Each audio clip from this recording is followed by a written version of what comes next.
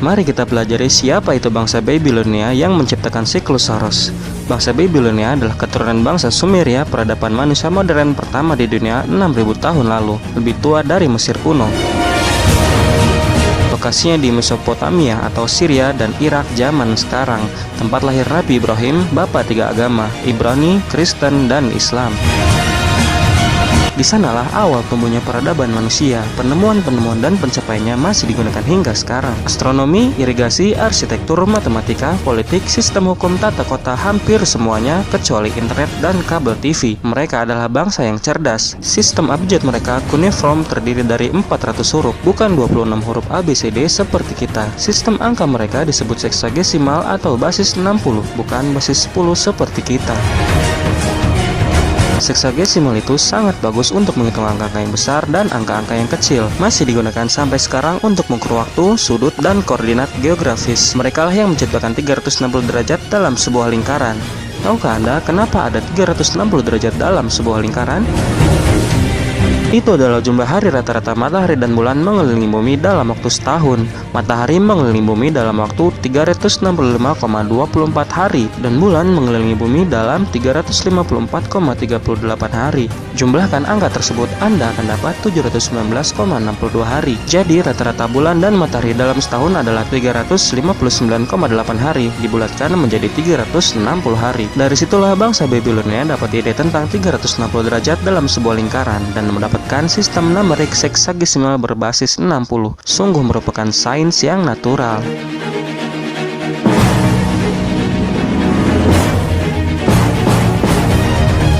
Mereka lah yang menciptakan kalender bulan sainodik, peristiwa astronomikal yang nyata. Tanggal awal dan akhir bulan ditentukan berdasarkan fase bulan. Dari situlah asal kata bulan kalender, itu adalah sains yang natural. Di sisi lain, sistem kalender matahari modern tak ada dasar ilmiahnya.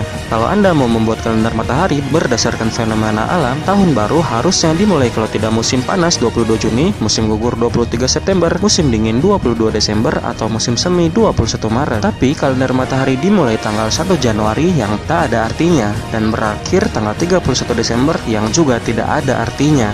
Itu sih bukan kalender matahari sungguhan, dan tanggal-tanggal pada bulan kalender juga tidak ada hubungannya dengan bulan. Anda menggunakan kalender matahari yang salah. Tapi bangsa Babilonia juga paham adanya siklus matahari, maka mereka menciptakan apa yang disebut sebagai kalender lunisolar. Itu adalah kalender lunar yang terdiri dari 12 bulan. Jumlah siklus bulan terdekat dengan siklus matahari dalam setahun. Mereka adalah yang menciptakan seminggu terdiri dari 7 hari. Mereka memperhatikan bintang-bintang bergerak dengan arah dan kecepatan yang sama, kecuali ada 7 benda langit yang beda pergerakannya. Mereka menamakannya 7 bintang pengembara. Belakangan oleh bangsa Yunani kuno disebut planet. Itulah asal dari kata planet. Planet bukanlah bola di mana makhluk dapat hidup di atasnya, seperti yang biasa Anda lihat pada kartun CGI yang dipublikasikan oleh NASA. Planet adalah bintang pengembara, bintang yang punya garis edar dan kecepatan sendiri dalam mengelilingi bumi. 7 bintang pengembara alias 7 planet bumi itu adalah Matahari, Bulan, Mars, Merkurius, Jupiter, Venus, dan Saturnus. Lalu bangsa Babilonia mempersembahkan 7 hari dalam seminggu untuk menghormati 7 bintang pengembara itu. Hari pertama untuk menghormati matahari, dari situlah timbul nama Sunday. Hari kedua untuk menghormati bulan, Monday. Hari ketiga untuk Mars yang oleh bangsa Nordik disebut Tyr, Tuesday. Hari keempat untuk Merkurius, Mercredi dalam bahasa Perancis. Di Jerman dan Belanda disebut dewa Odin atau Woden, Wednesday. Hari kelima untuk Jupiter, Jove, dalam Nordik adalah dewa Thor, Thursday. Hari ke-6 untuk menghormati Venus, Vernes dalam bahasa Spanyol, dalam bahasa Nordik adalah Frigg, Friday. Hari ke-7 untuk menghormati Saturnus, Saturday. Itu adalah pengaruh budaya Babilonia, kita masih gunakan itu sampai sekarang.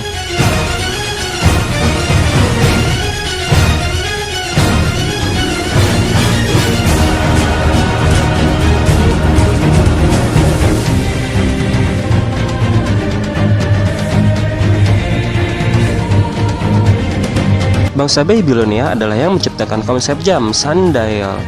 Lantas mereka membagi hari menjadi 12 jam siang dan 12 jam malam. Dari mana mereka memperoleh angka 12? Tentu saja itu adalah 12 konstelasi zodiak dalam setahun dan dibutuhkan 12 siklus bulan bagi matahari untuk kembali ke posisi semula.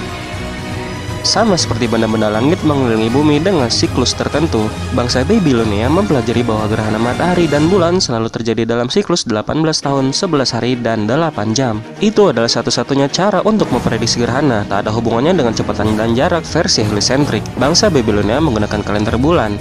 Mereka tahu bahwa gerhana matahari selalu terjadi saat bulan baru, dan gerhana bulan selalu terjadi pada bulan purnama. Mereka tahu persis bahwa ketika terjadi gerhana matahari, posisi bulan ada di titik terdekat dengan matahari. Tapi mereka tak pernah berpikir bahwa gerhana matahari akibat tertutup bulan. Ini sangat menarik. Dari kecil kita dikasih tahu dan diajarkan di sekolah bahwa gerhana matahari disebabkan tertutup bulan dan gerhana bulan disebabkan tertutup bayangan bumi bola. Itu adalah teori tanpa satu pun bukti, tapi diajarkan di sekolah seolah fakta. Bangsa Babilonia memperhatikan langit jauh lebih sering dan lebih teliti daripada kita. Mereka tak punya internet dan TV kabel atau media sosial buat chatting. Mereka memiliki berkah waktu untuk hidup selaras dengan alam. Mengapa mereka tak pernah berpikir bahwa bulan yang menutupi matahari? Pertama, karena mereka tahu ada banyak benda-benda langit yang tak dikenal.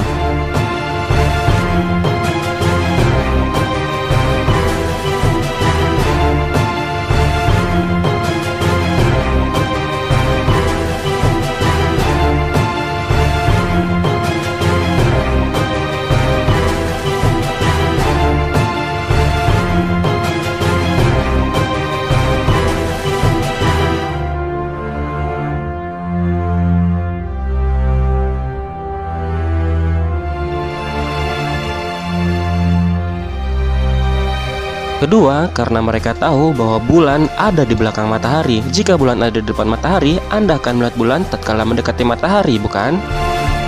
Tapi Anda tidak pernah melihat itu. Mari kita gunakan logika. Mengapa Anda tidak bisa melihat bintang di siang hari? Karena mataharinya terlalu terang, bukan? Dan karena bintang-bintang ada di belakang matahari. Tak ada bintang di antara matahari dan bumi, bahkan menurut heliosentrik. Semua bintang adanya di belakang matahari dan matahari sangat terang di siang hari. Oleh sebab itu, Anda tak bisa lihat bintang di siang hari. Tapi bulan itu 400 kali lebih dekat daripada matahari menurut ajaran heliosentrik. Bulan ada di antara bumi dan matahari ketika bulan baru, dan ada di belakang bumi ketika bulan purnama. Kadang Anda bisa melihat bulan dengan jelas di pagi hari. Lantas, mengapa Anda tak pernah bisa lihat bulan ketika bulan baru? Karena sinar matahari terlalu terang? Tentu tidak. Anda bisa lihat tiap objek di depan matahari di siang hari. Anda bisa lihat awan, pesawat terbang, burung, dan lain-lain. Kadang Anda bisa melihat bulan saat ada sinar matahari. Lantas, mengapa Anda tak pernah bisa melihat bulan ketika bulan baru? Karena bulannya di posisi yang tak terlihat? Itu tidak benar juga. Bahkan menurut heliosentrik, bulan ada di dekat matahari ketika bulan baru. Jadi, mengapa Anda tak pernah melihat bulan ketika bulan baru? Karena bulan ada di belakang matahari ketika bulan baru.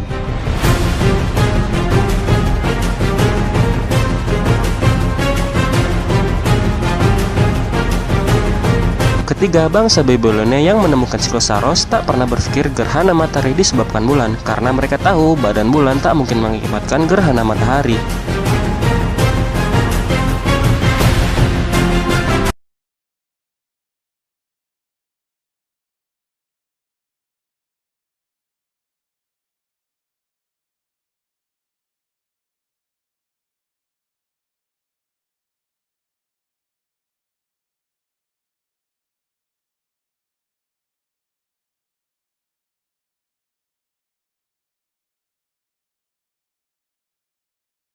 Hanya benda langit yang pekat yang bisa membuat gerhana matahari yang seolah datang entah dari mana, sama seperti gerhana bulan yang disebabkan oleh benda langit yang lain, begitu pula gerhana matahari.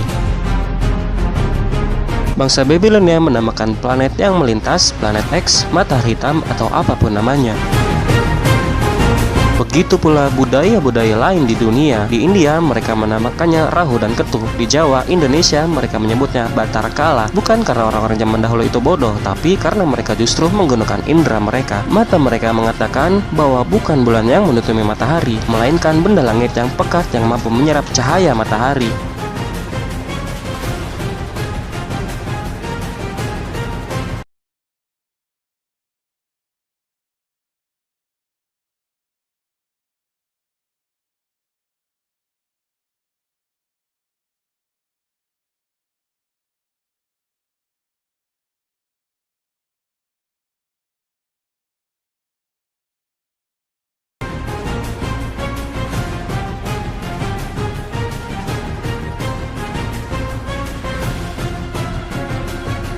Juga bukan bayangan bumi yang membuat gerhana bulan, itu akibat tertutup benda langit yang sejenis.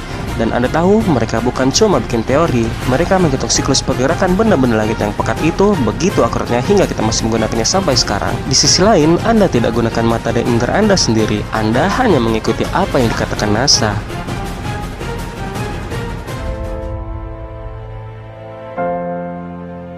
Jika kita cuma bicara soal teori, wajar saja jika kita salah. Wajar saja jika kita berbeda pendapat. Tak akan merugikan Anda jika teori bumi datar itu salah. Secara pribadi, tak jadi masalah jika Anda percaya bumi itu kotak atau segitiga. Baru jadi masalah jika di level sosial.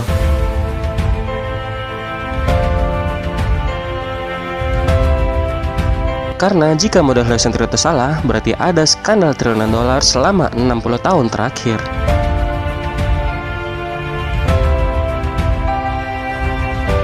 Berarti program angkasa luar dan satelit adalah hoax. Biaya komunikasi kita harusnya tak semahal ini. Hutang negara Anda harusnya tak sebanyak ini. Kebanyakan orang tidak tahu atau tidak mau tahu tentang utang negara mereka. Dunia berutang 68,7 triliun dolar. Tahukah Anda berapa jumlah uang yang beredar di seluruh dunia?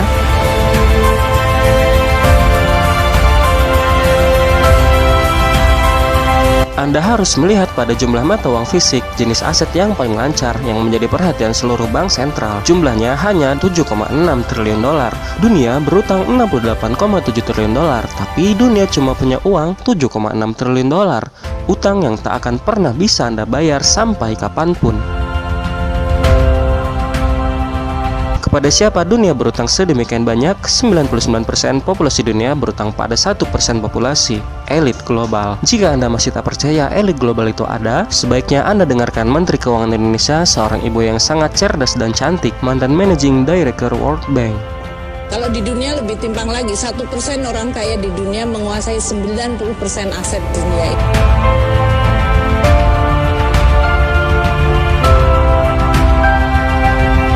Bagaimana mungkin segelintir orang bisa membuat seluruh dunia utang pada mereka tanpa disadari, karena mereka telah menerapkan sistem yang menguntungkan mereka dengan merugikan umat manusia lain di dunia.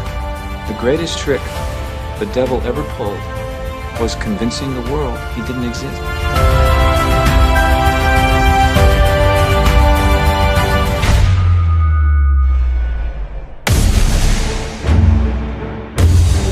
Sahabat, karena durasi sudah melebihi batas, materi ini akan kita lanjutkan di episode selanjutnya ya.